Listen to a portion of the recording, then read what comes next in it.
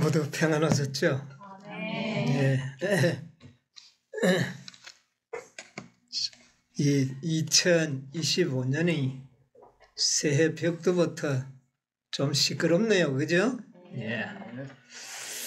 예, 가면 갈수록 아마 25년부터는 뭔가 좀 지구가 조금 흔들리는 그런 경험들을 우리가 보게 되고 경험하게 될 것입니다.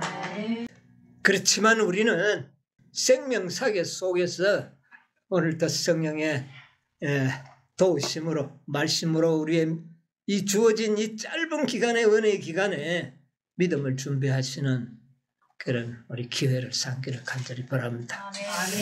예, 오늘도 다니엘서 9장에 있는 말씀을 보도록 하겠습니다. 이 다니엘서 9장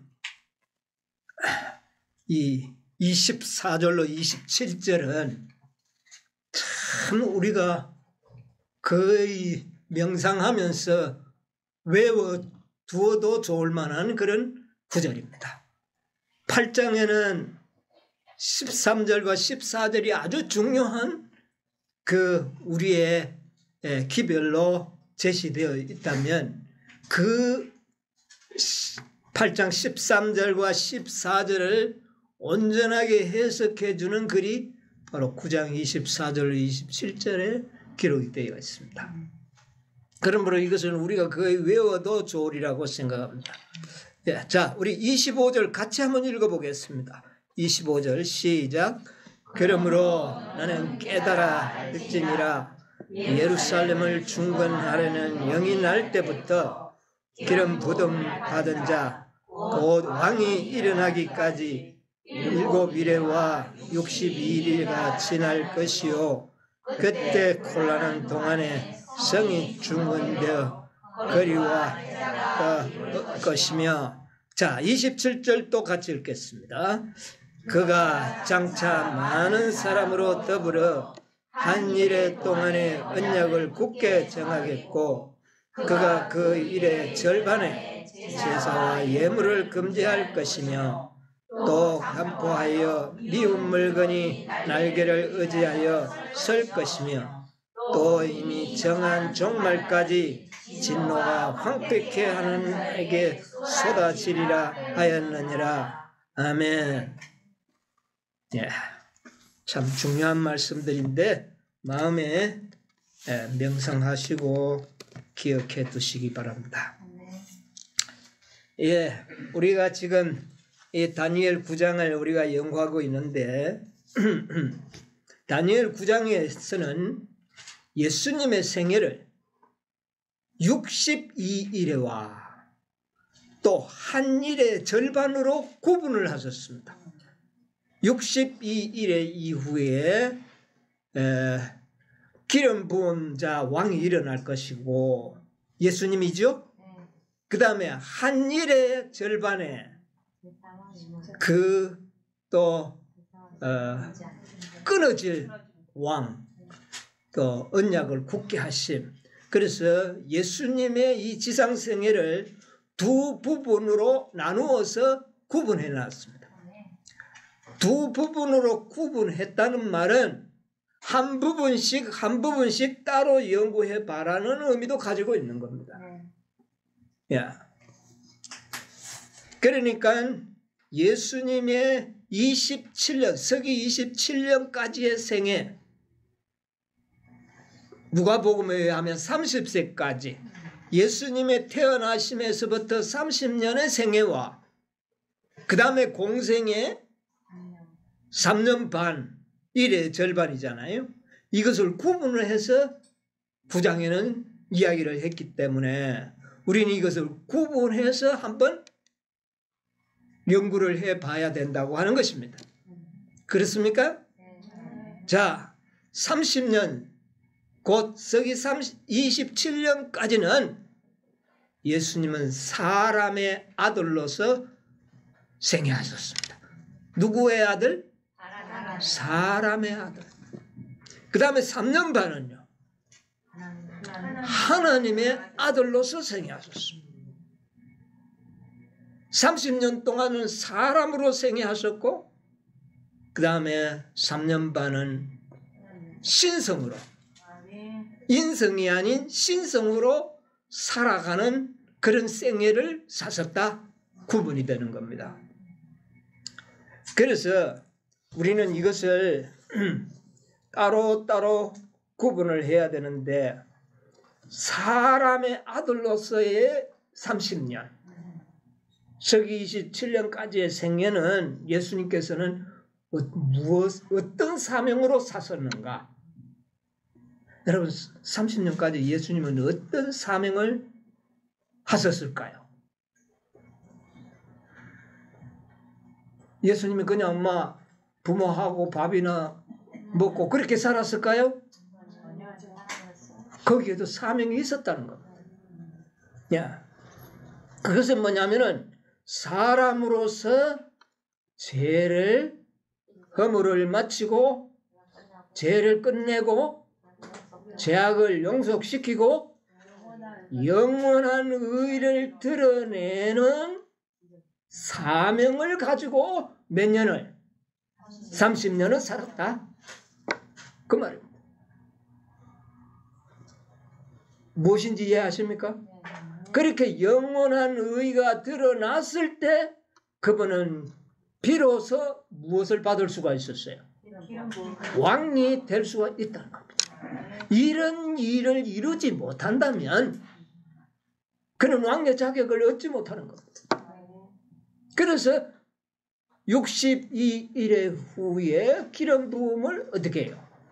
받으리라, 그렇게 한 겁니다. 자, 이것을 우리가 조금 교리적인 설명을 한다면 30년의 생애는 사람들의 모본의 생애를 사셨고, 아시겠습니까? 그 다음에 3년 반은 대속의 생애를 사셨다. 모본이 되시려면은 반드시 사람이 되셔야 하셨고, 대속을 하시려면 그분은 반드시 누구여야 한다? 하나님이시여야 한다. 우리의 죄값을 치르기 위해서는 하나님만이 우리의 죄값을 대신할 수가 있기 때문에 그렇습니다.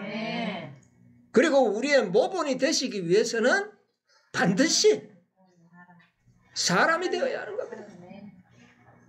그러면 보세요.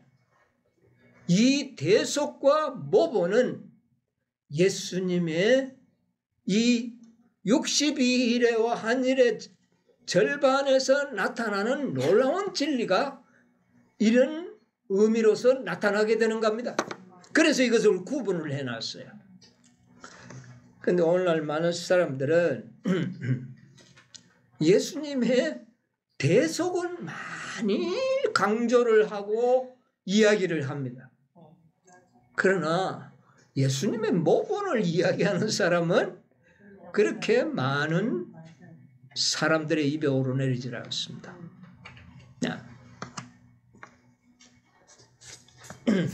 만약에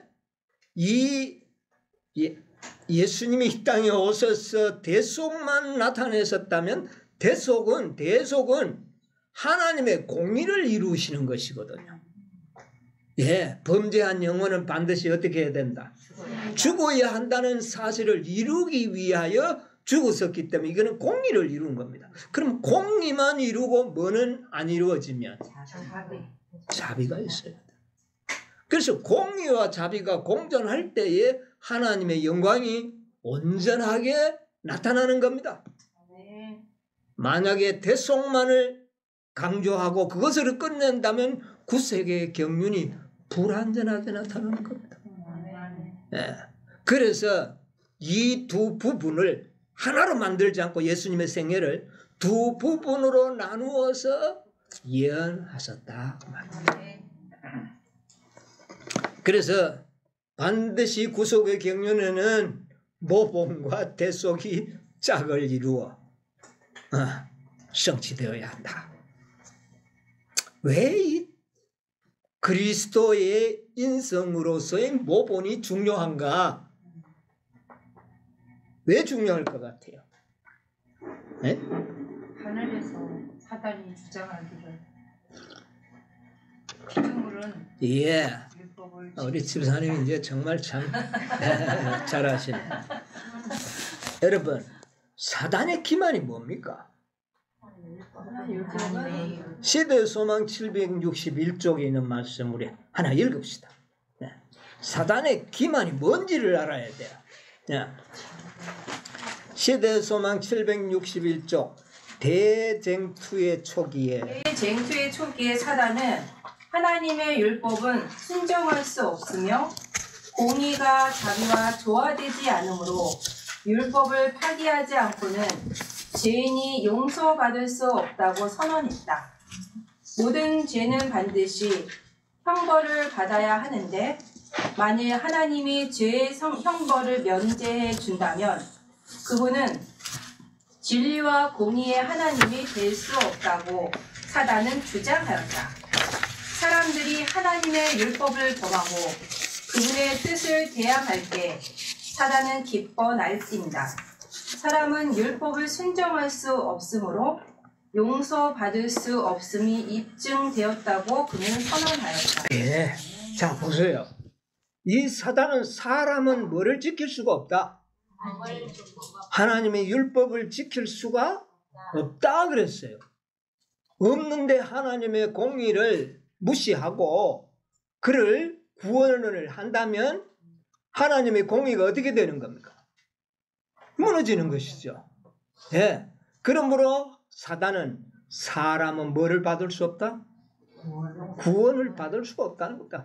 그것을 항의하는 대목이 모세입니다. 모세를 부활시켜서 하늘로 데려가려고 하니까 이거는 하나님의 공의에 맞지가 않습니다. 항의를 했어요. 왜 이렇게 하느냐고. 모세도 죄를 지었기 때문에 어떻게 해야 된다? 죽어야 한다. 이것이 사람은 뭐 할 수 없다? 율법을 지킬 수 없다. 예. 그렇기 때문에 모두가 다 멸망받아야 된다. 이게 사단의 주장입니다. 그러면 하나님께서 인류를 구원하시기 위하여 가장 공의로운 방법은 뭐냐 하면은 사람이 율법을 지킬 수 있다는 증거를 가진 이후에 구원을 베풀 수가 있다는 겁니다. 네. 하나님의 공의를 무시하면 안 된다는 거죠. 그러니까 하나님의 공의를 사단이 주장해요. 누구를 멸망시키려고? 사람을 멸망시키기 위해서. 사람이 율법을 못 지킨데 구원 주는 것은 공의가 아니라는 겁니다. 그러면 반드시 하나님의 율법을 사람이 뭐 해야 된다? 지킬 수 있다는 뭐가 있어야 돼요? 증거. 이것이 있어야지만 인류를 어떻게 할 수 있습니까? 용서할 수도 있고 구원할 수도 있는 겁니다. 자, 그런데 아담의 후손으로서는 그 누구도 이 율법을 지킬 자가 없다는 겁니다. 여러분, 우리가 잘 아는 시대소망 762쪽에도 그 말이 했잖아요. 예. 율법의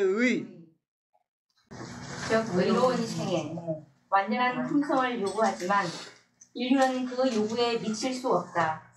인류는 하나님의 거룩한 율법의 요구를 충족시킬 수 없다. 여기도 뭐 사실이잖아요. 이게 진리잖아요. 예. 그러나 그리스도께서는 인간으로서 지상에 오셔서 거룩한 생애를 사시고 완전한 품성을 개발시키고 예. 자, 인간을 구원하기 위해서는 예수님은 사람이 되어 오셔서 완전한 품성을 어떻게 해요? 만들어내야 되는 거예요.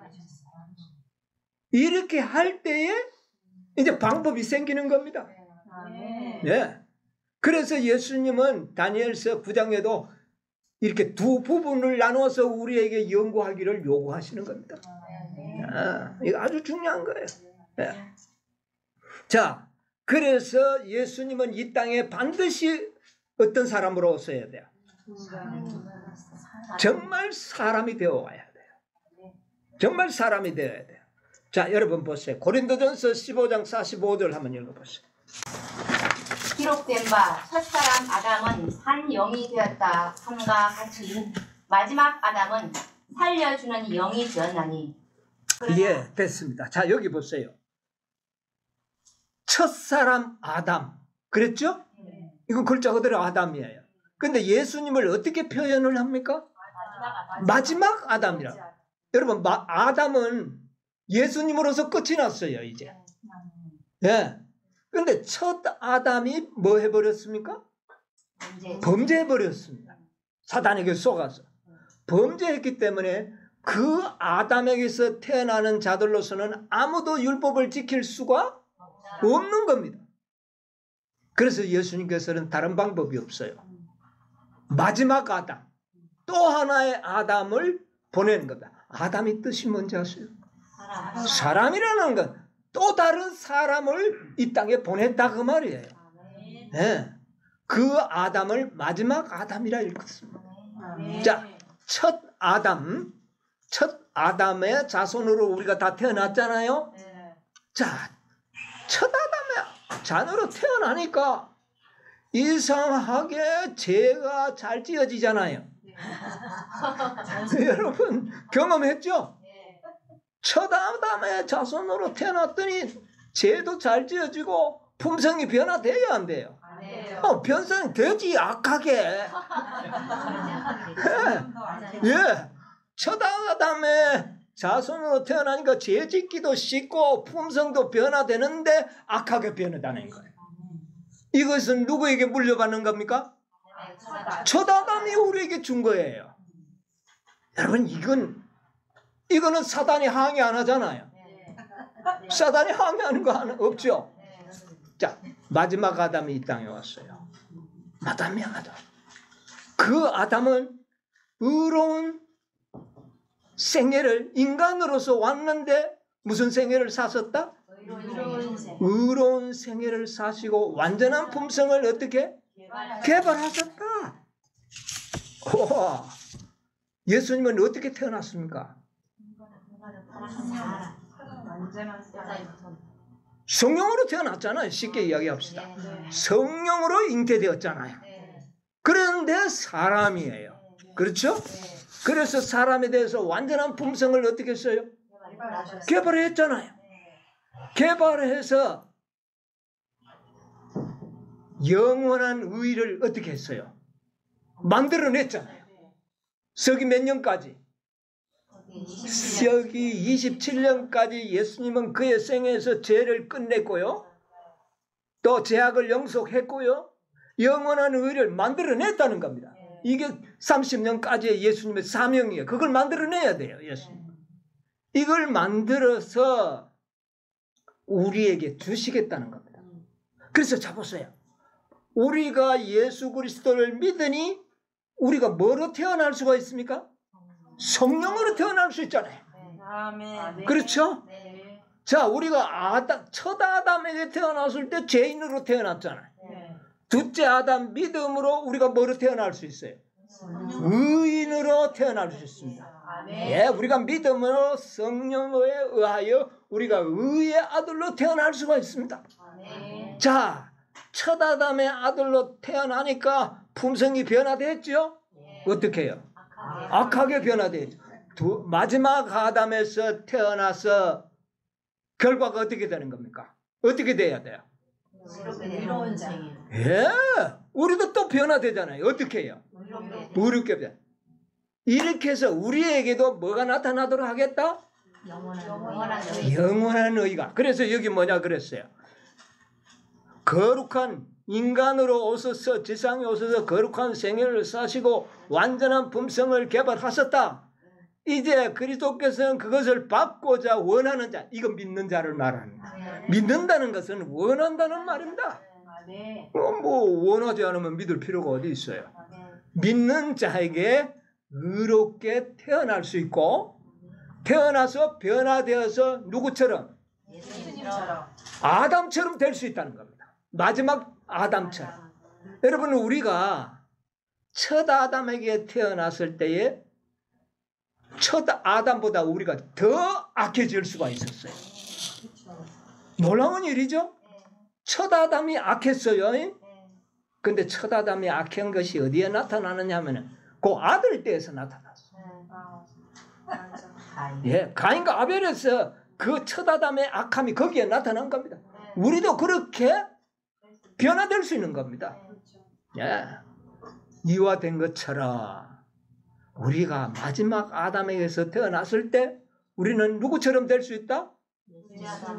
아담처럼 될 수 있다는 겁니다.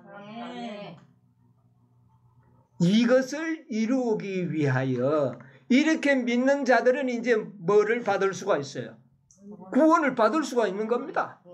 그런데 사단이 이걸 참소를 못해요. 왜 참소를 못하는가? 예수님이 인간으로서 만든 의를 인간에게 주는데, 자기 후손에게 주는데 누가 뭐라 합니까? 그럼 그거 항의하려고 하면 첫 아담에서 태어나서 악으로 지가 꼬셔가지고 우리를 악하게 만들어서 지가 책임져야지. 그러면 그거를 지가 책임질 수 없다면 이 일은 항의할 수 없고 참소할 수 없는 겁니다. 여러분, 이게 놀라운 일입니다. 그래서 예수님은 인간이 되어 오셔서 30년 동안 허물을 마치고 죄를 끝나고 죄악을 영속시키고 영원한 의를 만들어가지고 우리 인간들에게 어떻게 해요? 물려주는 거예요. 원하는 자에게. 원하는 자에게. 이거는 사단이 뭐 할 수 없어요. 참수할 수 없어요. 그러므로 예수님은 반드시 누구와 같이 됐다? 사단이 예수님이 모양만 하고 왔는지 실제 사람인지 사단이 알아요, 몰라요? 사단이 알죠.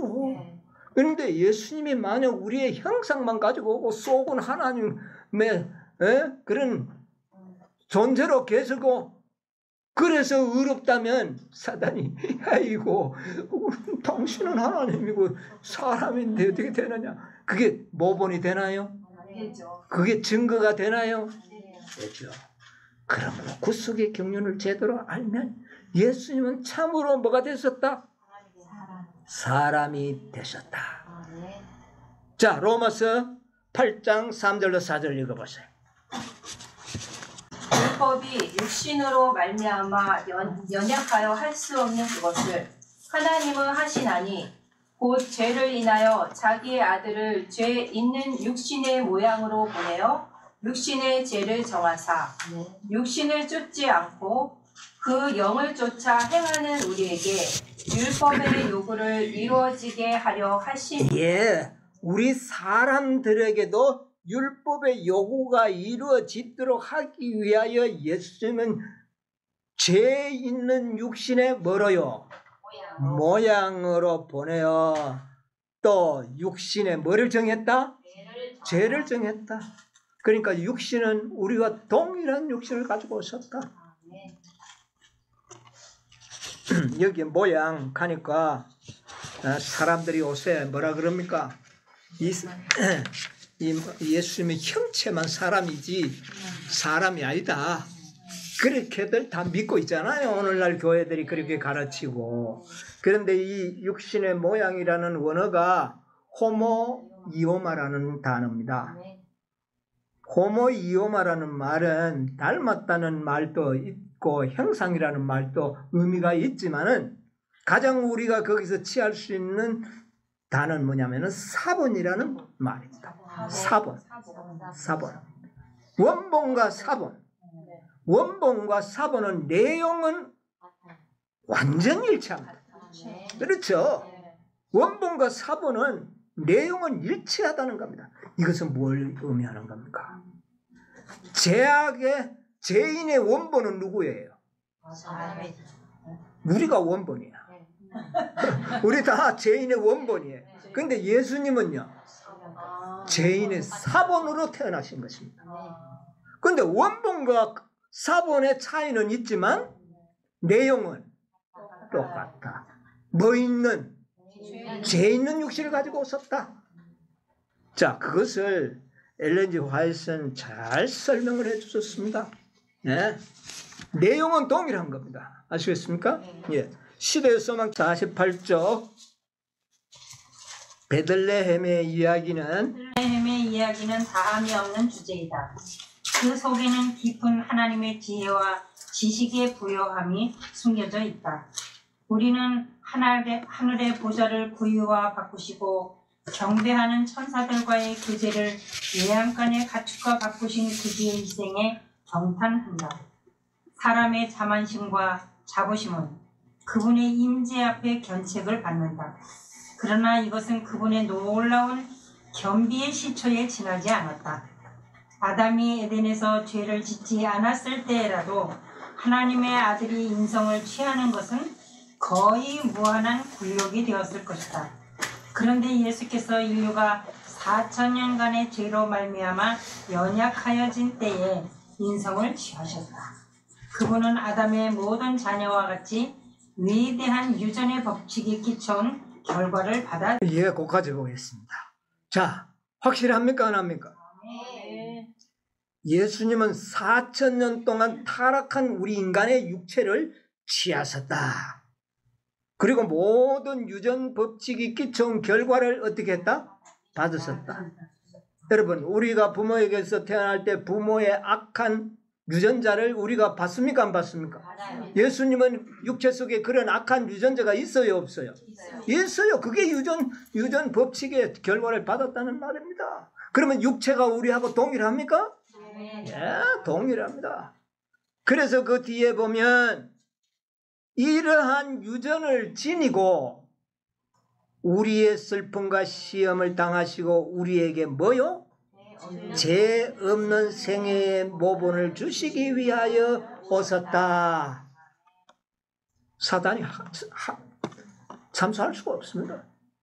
정말 예수님은 뭐로 오셨으니까요? 사람으로 오셨어요. 죄 있는 육체를 가지고 왔다니까요.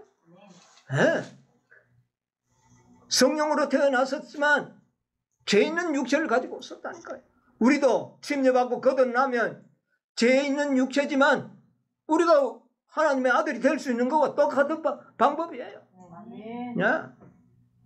자, 그래서 예수님이 만약에 우리가 동일한 육체가 아니라면 모본이 될 수가 없다. 이거 하나만 보더라도 예수님은 육체가 되신 것이 확실한 겁니다. 아멘. 그래서 27년을 따로 연구하도록 딱 단락을 지어놓은 겁니다.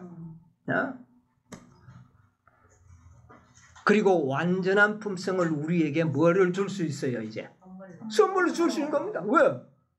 내가 내 아들인데 품성 나눠주는데 누가 뭐라 그럽니까? 할 말이 없어요. 사단 참수할 수 없어요. 그래서 예수님의 모본의 생애가 있어야지만 대속을 이룰 수가 있는 겁니다.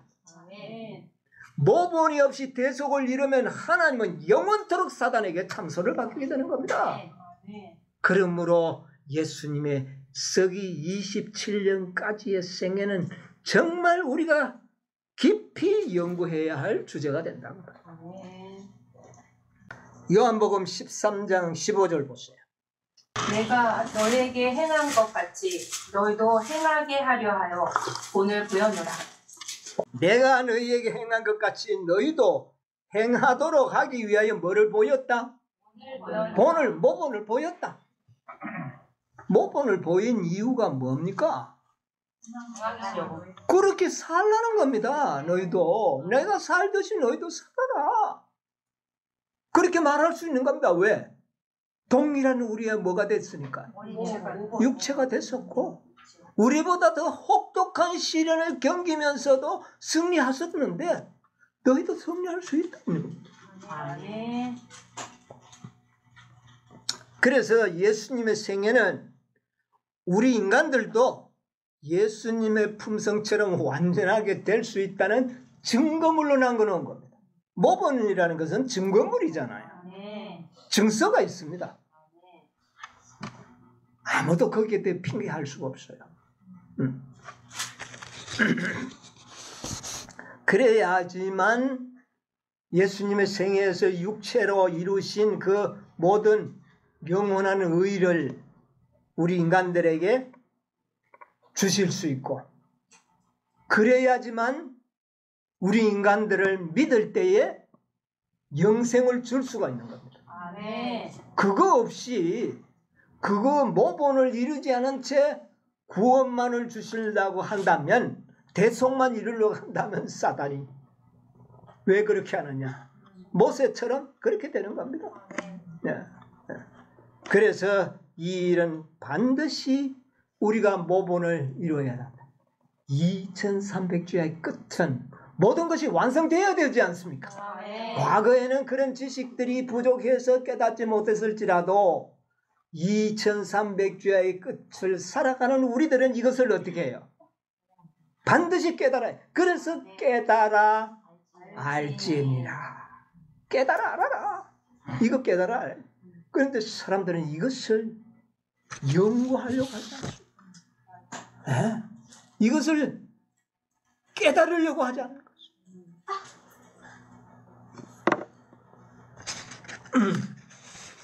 그저 구원만 받으려고 합니다. 말 것마다 구원 그래. 세상에 사도 바울한테 가서 좀 배우지. 사도 바울이 아이고 구원 받을 수 있을까? 늘 이랬을까요? 전혀 그렇지 않아요. 사도 바울이 야 이거 내가 참 이 구원 받을 수 있겠냐? 하나님이 나를 지켜주실까? 그렇게 생애를 살았나요?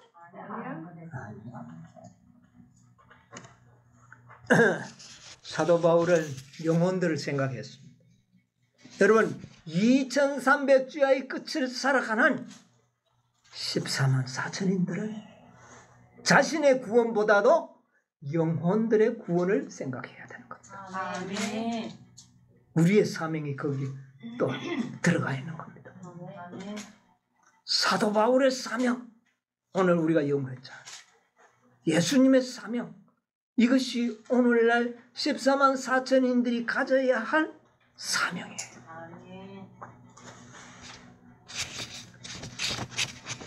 엘렌 G. 화이트는 이 문제를 성경에 보면 예수님의 어린 시절의 기사가 별로 없어요.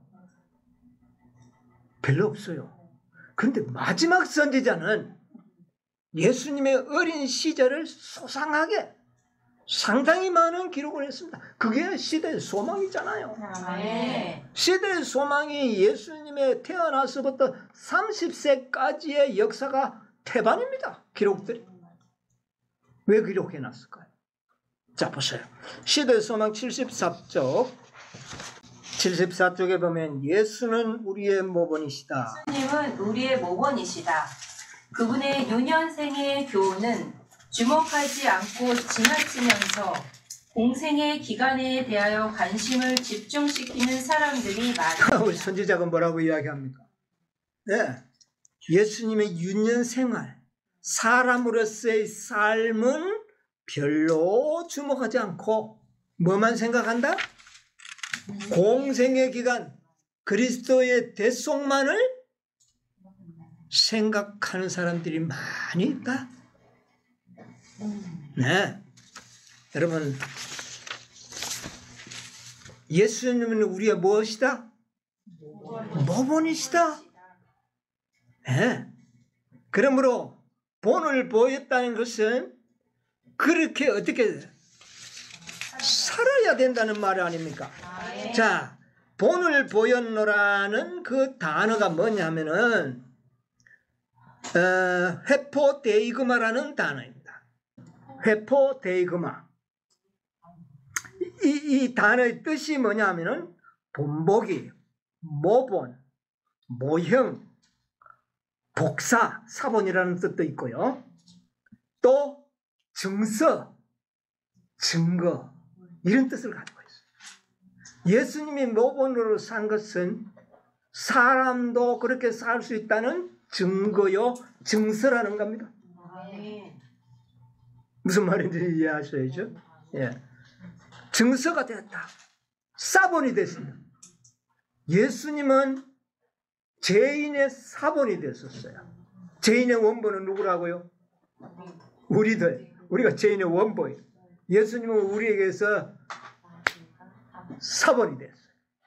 그런데 의의 원본은 누굽니까? 예수님이죠. 우리는 의의 뭐가 될 수 있어요? 사본이 될 수 있는 거예요. 우리는 의의 사본이 될 수 있는 겁니다. 내용은 어때요? 똑같다. 원본과 사본의 차이만 있을 뿐이지 내용은 똑같아. 우리도 예수님과 같은 생애를 살 수 있다. 그래서 예수님의 본을 보였는데 그것이 증거라는 거예요. 증서라는 거. 중요하지 않습니까? 네. 그래야지만 그분은 왕이 될 자격을 취득할 수 있는 겁니다. 그래서 서기 27년까지 30세까지 그런 생애를 사셨기에 그는 뭐를 부음을 받았습니까? 이제는 왕으로서 대속자로서 만왕의 왕의 대속자로서의 자격을 얻는 겁니다. 이게 구속의 경륜이라는 거예요. 예. 예, 이것을 우리가 잘 생각해. 그래서 우리는 예수님의 30년 동안의 생애는 별 관심이 없이 3년 반의 생애만 생각해서는 안 된다는 겁니다. 예. 베드로후서 1장 4절을 한번 보세요. 이로써 그 보배롭고 지극히 큰 약속을 우리에게 주사 이 약속으로 말미암아 너희로 정욕을 인하여 세상에서 썩어질 것을 피하여 신의 성품에 참여하는 자가 되게 하려 하시고. 예, 우리로 하여금 어디에 참여하는 자? 신의 하나님의 성품에 참여하는 자가 되리라. 그런데 우리가 원본입니까? 사본입니까? 내용이 같다는 말이지. 우리가 원본 되려고 그러면 안 돼요. 원본 되려고 하는 자들은 위험한 또 유혹에 빠집니다. 자, 예수님은 의의 원본이시요 우리는 사본.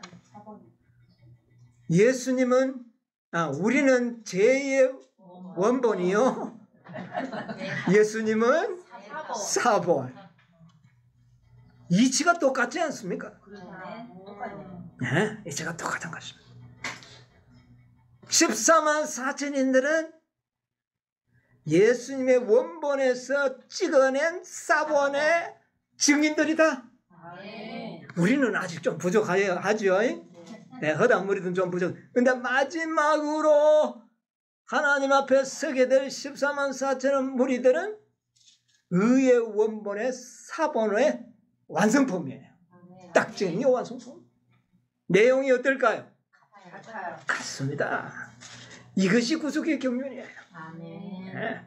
이렇게 될 때 예수님은 27년에는 자신이 이루어가지고 왕의 자격을 얻었고 그 다음에 마지막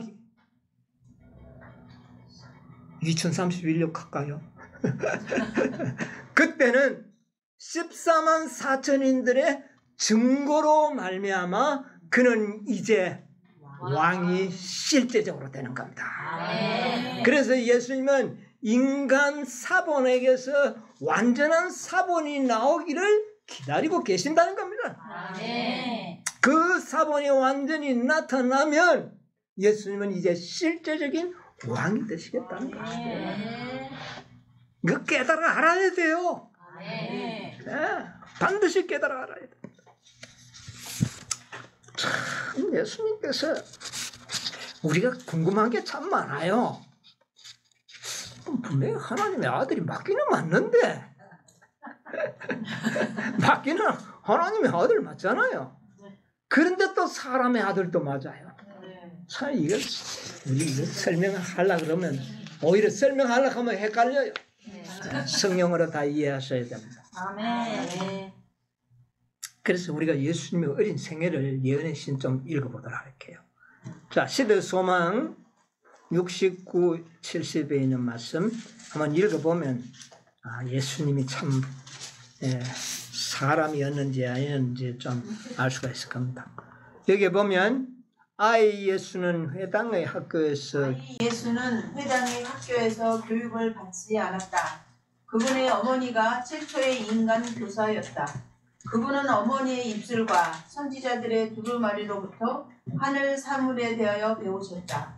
그분께서 친히 이스라엘을 위하여 모세에게 말씀하셨던 바로 그 말씀을 이제는 어머니의 무릎에 앉아서 배우셨다. 예, 예수님도 하나님의 아들인데도 뭐 배워야 됩니까?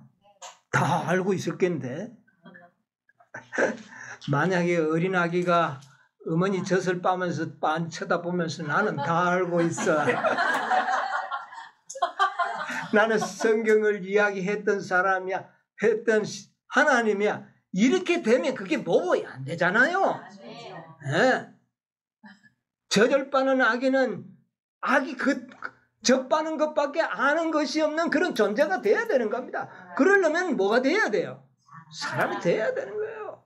모든 것을 누구한테 배우기 시작했다?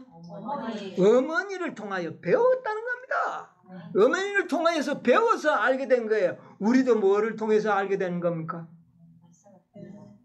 우리 어릴 때부터 엄마 아버지를 통해서 배우잖아요. 성경 이야기 책 읽어가지고 배우고. 이래서 배우는 것처럼 예수님도 어떻게 했다? 배웠다. 우리와 다른 어떤 특혜를 받은 적이 없다는 겁니다. 다만 어머니가 믿음이 좋았을 뿐이에요. 어머니가 참 훌륭한 믿음을 가지고 있었어요. 그래서 좀 더 몇 줄 지나가면 그가 우리와 같은 방식으로 지식을 얻었기 때문에 그가 그처럼 성경에 정통하신 사실은 그가 소년시대에 하나님의 말씀을 얼마나 부지런히 연구하셨는지를 보여준다.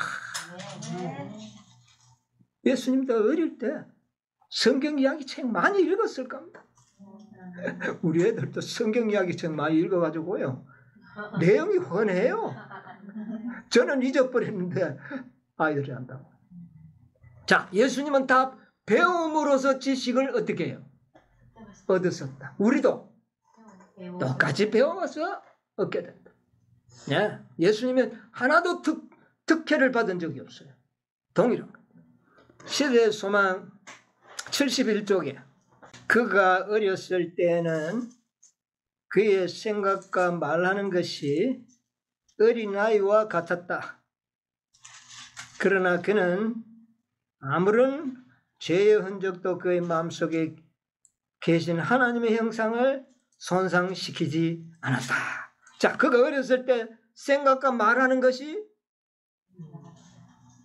일반 아이와 같았다, 틀렸다? 같았다. 결코 예수님이 그 연령대 아이의 수준의 지식과 지식을 그는 소유하고 있었던 겁니다. 예. 자, 그래서 쭉 밑에 보면 예수께서는 아주 악한 동네에 태어났죠. 나사렛. 나다나엘. 그래서 그 악한 동네에서 무슨 메시아가 나왔냐고. 그런데 예수님이 나사렛 출신이잖아요. 예.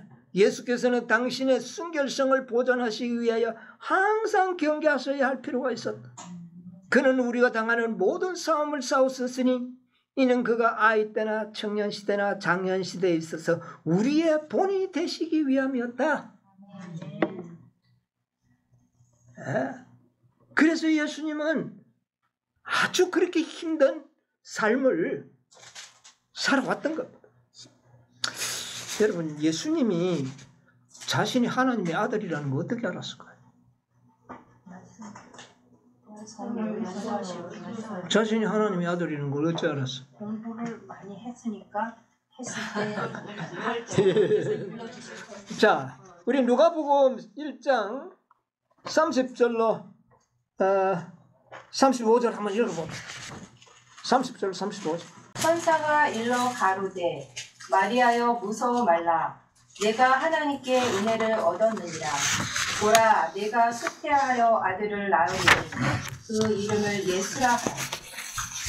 저가 큰 자가 되고 지극히 높으신 이의 아들이라. 일컬을 것이요 주 하나님께서 그 조상 다윗의 위를 저에게 주시리니 영원히 야곱의 집에 왕노릇 하실 것이며 그 나라가 무궁하리라. 마리아가 천사에게 말하되 나는 사내를 알지 못하니 어찌 이 일이 있으리이까. 천사가 대답하여 가로되 성령이 내게 임하시고 지극히 높으신 이의 능력이 너를 덮으시리니 이러므로 나실 바 거룩한 자는 하나님의 아들이라 일컬으리라. 예, 됐습니다. 저기 보세요. 자, 이 마리아에게 가브리엘 천사가 나타나서 속상하게 이야기를 했습니다. 네가 아들을 낳을 것인데 그는 누구의 아들이라고요? 지극히 높으신 자의 아들이요 하나님의 아들이다. 이것을 마리아가 이야기했어요. 마리아가 예수를 낳고 난 다음에 어릴 때부터 이 이야기를 예수에게 몇 번쯤 했을 것 같아요.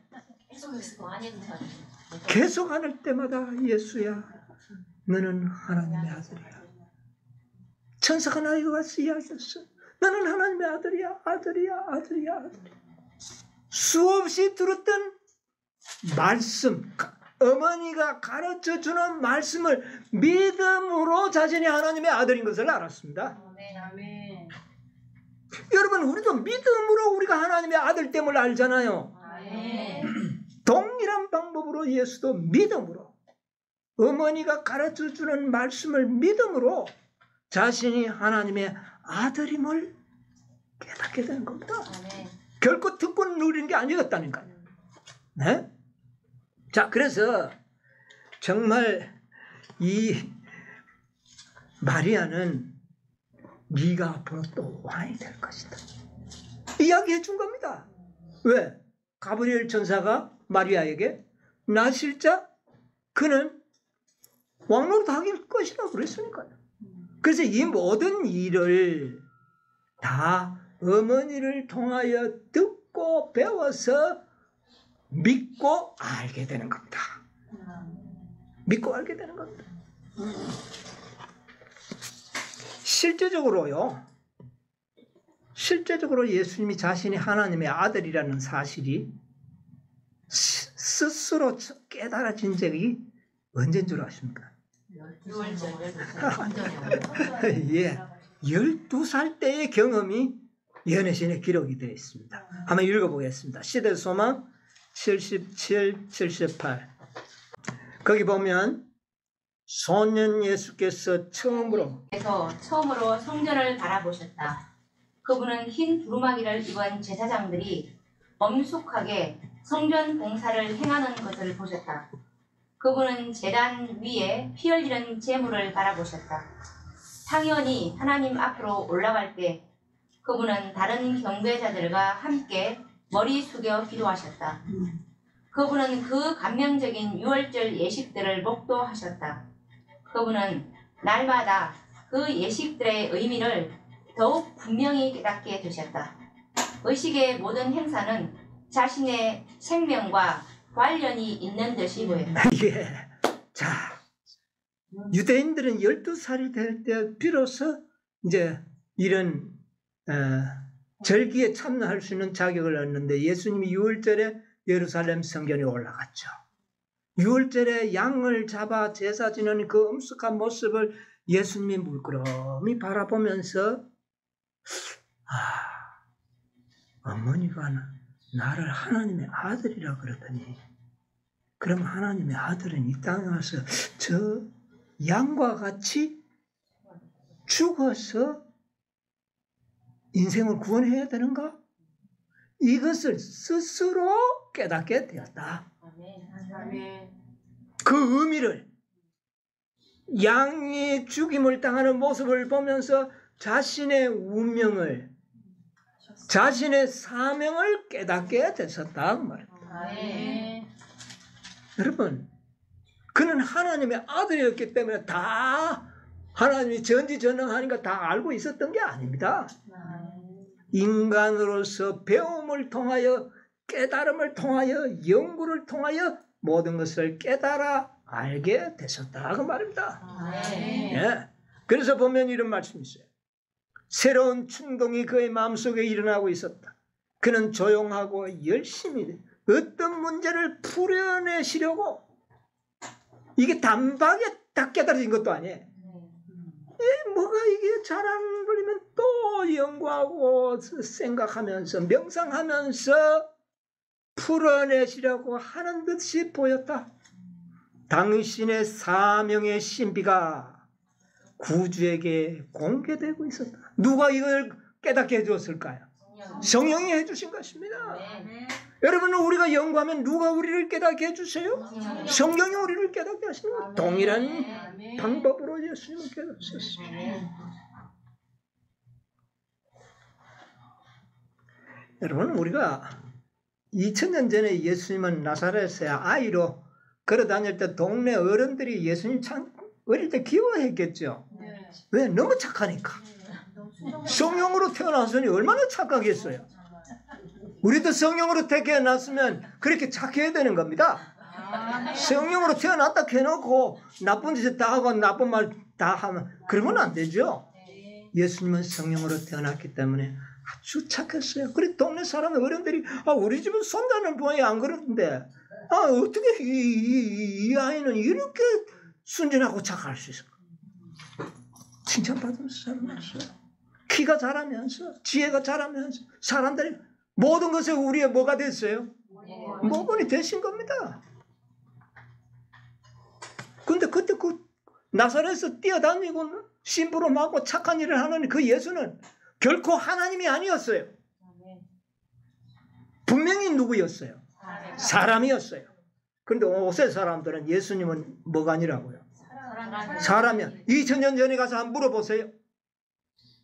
2000년 전에 살던 사람들에게 물어보면 그 사람들은 증거해 줄 겁니다. 예수가 누구냐? 요셉의 아들이라고. 마리아의 아들. 하나님의 아들 아니냐고. 이거 무슨 소리 하느냐고. 마리아의 아들이라고. 왜? 분명히 사람이었으니까요. 형태만 아니라 모든 것이 사람이에요. 근데 그때 사람들은 예수님을 하나님의 아들로 안 믿었어요. 예수님은 나는 하나님의 아들이다 하니까 참남대소도 하고 돌로 치려고 그랬어요.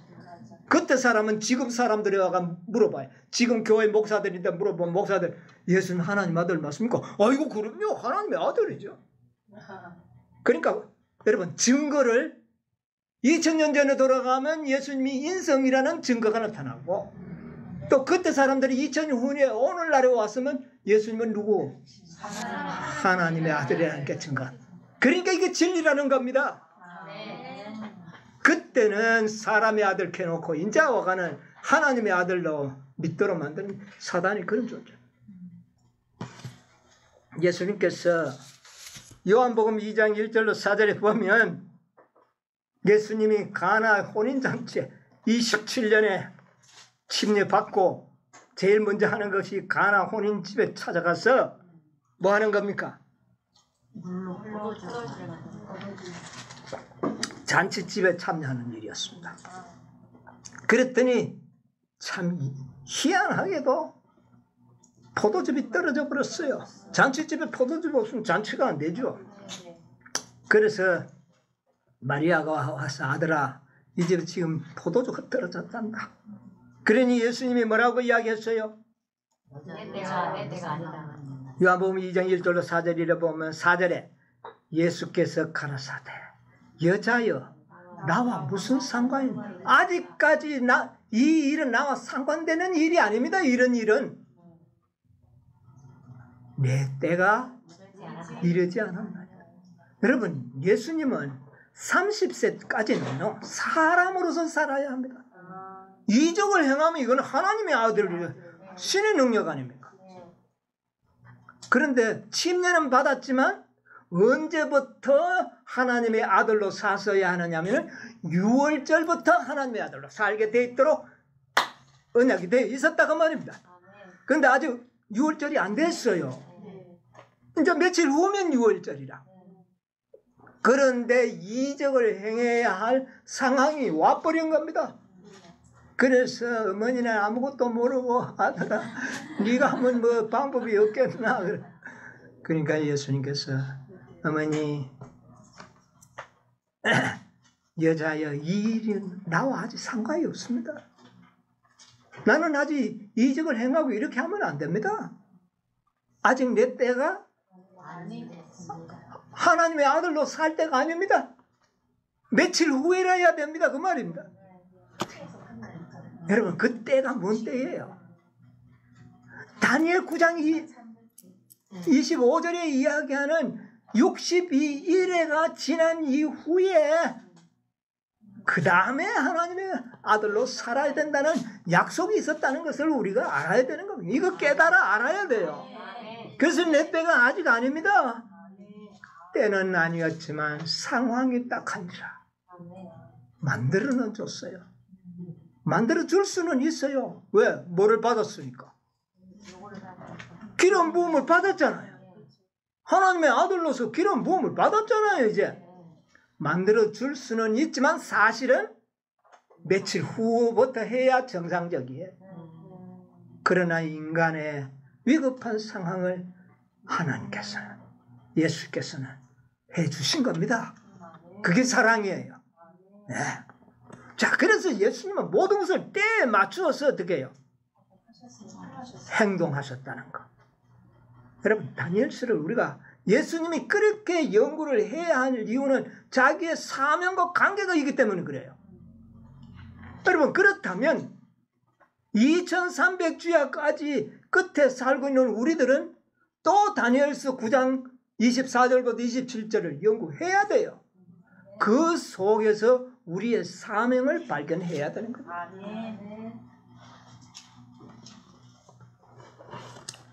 그래서 예수님께서는 허물을 마치고 또요, 죄를 끝내고 죄악을 영속시키고 영원한 의를 만들어서 그 의를 우리 인간들에게 다 나눠줄 수 있는 모든 사명을 마치신 후에야 비로소 하나님의 아들의 사명을 시작했다 그 말입니다.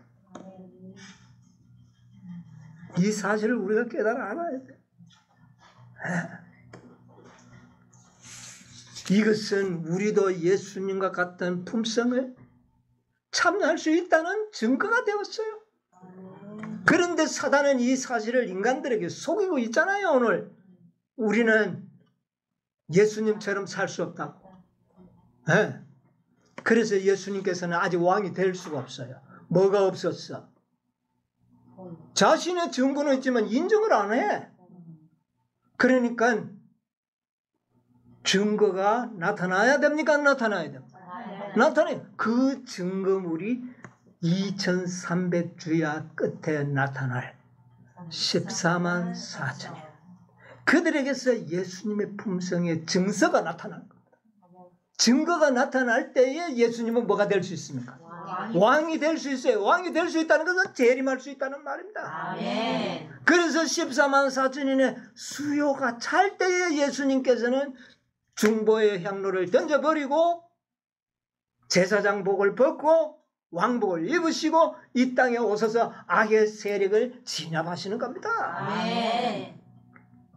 이것을 구분하는 것이 서기 27년과 그 다음에 한일의 절반 언약을 굳게 했다고 그랬잖아요.